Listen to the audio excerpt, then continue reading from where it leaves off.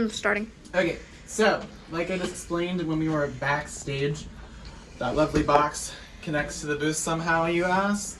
Through these lovely cords here. Oh my goodness. Wow. So, number 4 on that channel back there course. does not correspond to number 4 on the board here. Okay. It corresponds to channel 4 here, which is plugged into number 1. Okay. So if you're ever looking for the connection, it's whatever's plugged in back there, that number, you need to look for this. What the number written on these. This is my handy dandy mute button. Everyone should know where the mute button is. It's not too crazy.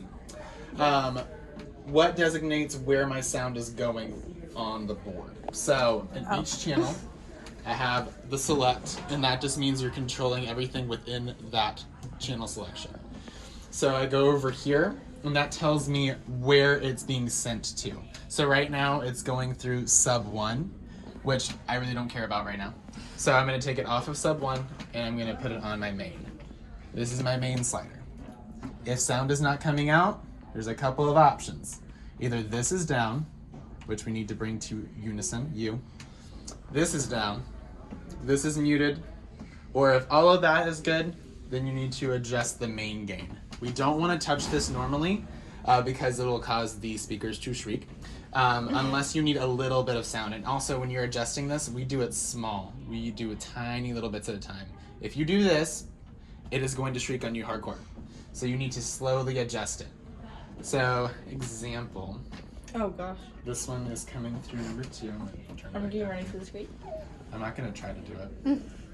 So you can hear the sound coming through here? Yep. Yep, lovely. So if I adjust my gain too fast, we don't want that. So you gotta be slow about it. This little itty bit at a time so you can hear it coming through. Slow hands. When you're adjusting how the sound quality is coming through, we're selected. This is our equalizer. I was explaining to them, which is what took me a little while. I have a little graph drawn here. I can't word. Can you see the graph? No. It's very thin. Okay, so just think of it as if I have an X and a Y axis. On my X axis, this is showing you my low mids, high mids, and high. There's different categories for each.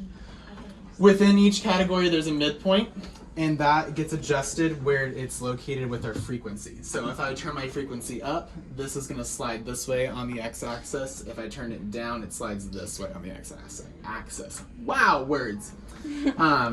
And gain adjusts the y point. So if I turn my gain up, that goes up on the y-axis. Turn it down, it goes down on the y-axis. Yes? Makes sense? Amazing. For females, usually, if you're like a soprano, actually I'm just gonna specify. For sopranos and tenors, we're gonna be focusing on the highs and the mids and this area really. This is where you kind of live. If we're talking about basses and altos, we're gonna focus on here. High mid, low mid. They have a little bit of the high range, but it's not much, so you don't have to worry about it as much. But does that all make sense? Moving within each category, yeah. At some point I will. And changes the sound quality. Let me touch main gain. Yeah. That's about all you can understand. Yeah. You kind of heard what was happening earlier, and that was me sliding this. I was sliding the highs all the way up and all the way down. Sound mixing, all it is really experimentation with moving it up and down, figuring out which is best for each person.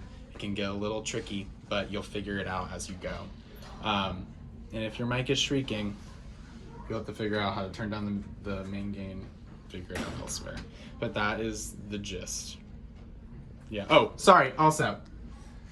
Input, you can see where the mics are coming through without putting it through the speakers. So testing 1, 2, you see it going up and down here.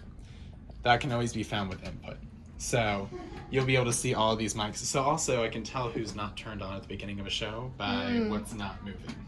So that's why sometimes people will come and tap you on the shoulder and be like, your mic's not on. You're like, oh. Oh. Yeah. So that's the gist. Somebody was asking me about how to put an echo effect on. That is something you have to control. I've only found it on my computer. There's definitely a way to do it here, but I've only done it on the computer, and it's a completely different area. So we don't really need that for this show. Yeah.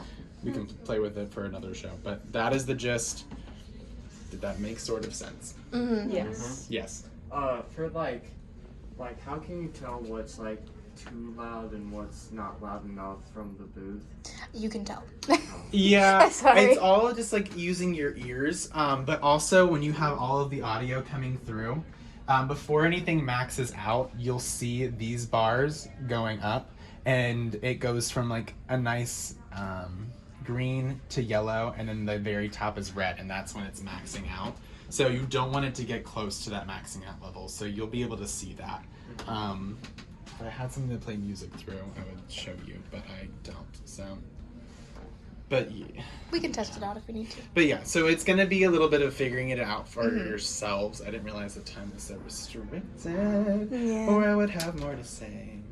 But yeah, that's a quick overview. Okay.